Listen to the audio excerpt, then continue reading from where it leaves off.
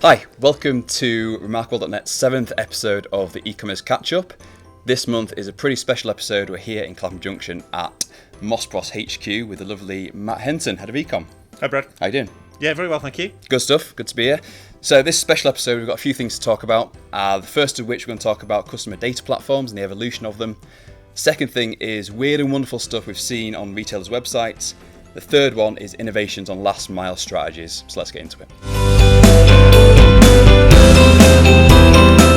Right, so customer data platforms. I guess the evolution in my view has come from traditionally email service platforms, which have then housed all of your customer data. You've then used that to send out customer messaging. The whole idea of a customer data platform is essentially where a platform collects lots of information about your customer. You then have a single point view on your customer, and then you can make decisions about how you want to market to them. That's my view on kind of what they are and how they work. Any opinion on the evolution of them and how they've come about? Yeah, I'd like to think of it as being, I guess the starting point being CRM platforms, which were really focused on bringing in that first-party data, mainly transactional data, and later customer contact center information, just to really try and build that picture of what our customers are doing, what they're buying, and how they're interacting with us as a brand. But yeah, absolutely, as we've moved beyond that and start to bring in third-party data from digital marketing platforms or from our analytics platforms, and layering that onto the first-party data. Yeah. That's really, I think, what brings us to the sort of the data platforms that we're looking at and we're using today. Cool. And how do you see offline playing a part in that? Do you think that there needs to be a much more evolution in that kind of piece, or do you feel like we're never going to get there? Well, we'll probably never get to a point of perfection when it comes to offline data. But I think as retailers get better at identifying who their in-store shoppers are in the same way that they're able to do online, then I think that level of data will play an increasingly important part in understanding what it is that customers are doing, how they're interacting with us as brands, and what we can do to improve the experiences and personalise the experiences that we put in front of those customers. Makes sense. All right, next up is talking about weird and wonderful e-commerce functionality that we've been noticing in our space over the past few months. The first of which is New Balance's site. They do something quite interesting. They essentially categorise and group up their products in each of their PLPs. So for instance, we're looking here at the lifestyle shoes category, and you can see that they've actually grouped products together in a logical sense of best-selling products, followed by classic styles, followed by sport styles, etc. And this is useful, I think, from a customer behaviour point of view, because if I didn't necessarily land in a particular place that I wanted to on the site, I'm probably going to travel from kind of top down within a platform, within a site. So I'm going to start at men's, I'm going to go into shoes, and then if I'm a bit more of an exploration kind of mission, I'll probably start at them top of parent categories and then scroll down through them. So this gives me that kind of a level of experience, giving me a little bit more inspiration on the range available within a certain category. What do you make of this? I really like what they've done, actually. Yeah. I think we're going to see a lot more of maybe this kind of PLP, where people are just taking a different approach to how you merchandise. Yeah. Particularly top-level categories where it's difficult to really know what the intent of the of you've got such a big is. range as well, and you've got 300, 400, 500 products in a particular category. Unless you've got a good merchandising platform which is taking into consideration lots of different factors, you're probably going to get quite stagnated results within a category. So I think this really helps. Yeah, I think it's a really interesting way of doing it, and I think what we'll also start to see more of is I think retailers introducing filtering in a way which is not obvious that it's a filter. So asking questions in a more conversational way. Yeah. Okay.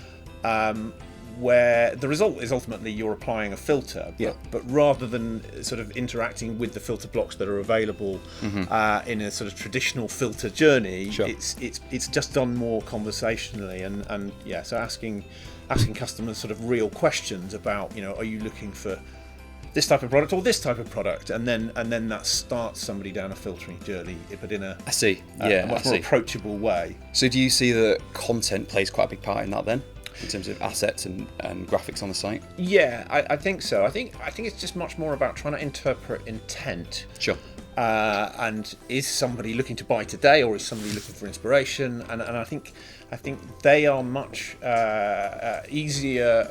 It's easier to understand intent by asking real life questions rather than necessarily sort of interacting with a colour, brand, size filter. Drop down. Yeah. And we're looking at this at the moment. I think particularly for us with occasions. So for Moss Bros, obviously, occasion wear is incredibly important for weddings or prom or whatever. And it's I guess it's partly it's about taking how you would be approached in store. Yeah. Where our store colleagues wouldn't ask you what colour, what brand. They say, what are you looking for a suit for? Yeah, got a conversational piece. And it's that I think we're going to see a lot more of that kind of thing starting to emerge on sites, and ultimately it's about filtering products, but it's doing it in a much more approachable way than we've seen in traditional filter journeys. Sure. Cool. So the third thing to talk about today is last mile strategies. Quite a popular trend in our e-commerce world. Lots of retailers are thinking about how do we improve that process, which is basically where it's the final leg of that e-commerce journey. It's essentially where customer has placed that order. It's how that order gets from warehouse to the home in the most cost-effective, timely, and productive way possible, essentially. So within the UK, we're not particularly great at it, to be honest with you. Considering we are quite small as a country, we're not fantastic. There's certainly lots of things that can be done. But like most things, it's cost and it's that infrastructure around how it can be possible.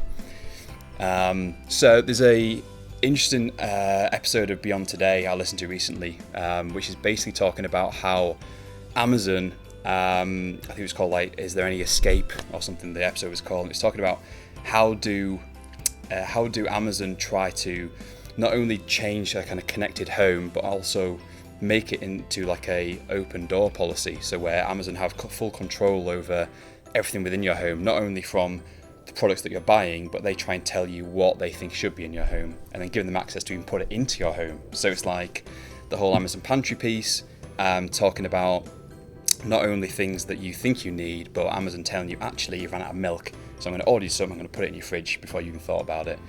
That type of thought process is what's happening, but in a smaller way. So in the UK space, obviously, there are some retailers that do really well. What's kind of Moss's approach to last mile delivery, and how are you trying to get that process better? Yeah, I think just first I'll pick up on your point about Amazon there, Brad. I think their announcement of shipping with Amazon, so effectively taking a traditional courier approach, allowing retailers like Moss Bros to use the Amazon logistics infrastructure just to ship our own product that we've sold through our own site to our customers, I think is really interesting. Yeah. They tend to shake up markets that they go into, so there's no reason to expect that that leveraging and driving some further economy of scale into their own logistics offering at the moment is not going to shake things up somewhat. It also, of course, allows them to collect a lot more data about who is buying what from whom that they don't currently have access to. I wonder whether we'll look back on that as being a move sort of similar to when they launched Marketplace and suddenly got this wealth of transaction data that they didn't have previously, and how transformational that was to Amazon as a retailer. So that's it for another episode of the e-commerce catch-up. Thanks to Matt for hosting us at Moss HQ. It's been good to be here. If you have any comments, leave them below. Feel free to subscribe and give the video a like. Thank you very much. I'll see you again. Bye. Bye.